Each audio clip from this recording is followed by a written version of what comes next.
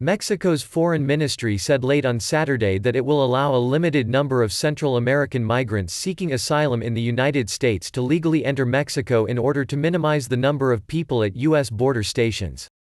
The ministry said Mexican immigration authorities would evaluate who is allowed into Mexico on a case-by-case basis and said the measure will exclusively apply to people from Honduras, El Salvador and Guatemala. "We're evaluating the regular admission of some nationals from El Salvador, Honduras and Guatemala who are presented to the Mexican immigration authorities, in order to minimize crowding at U.S. Border Patrol stations," the ministry said in a statement.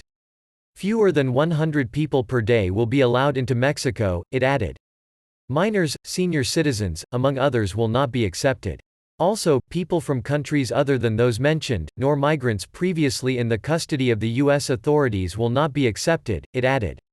The United States already sends non-Mexican asylum seekers to Mexico under a program known as the Migrant Protection Protocols (MPP). The U.S. Supreme Court allowed that program to remain in effect last week pending the outcome of a legal challenge. U.S. President Donald Trump said on Friday the United States will swiftly return migrants who attempt to cross into the country illegally from Mexico and Canada while closing the borders to non-essential travel to limit the spread of the new coronavirus.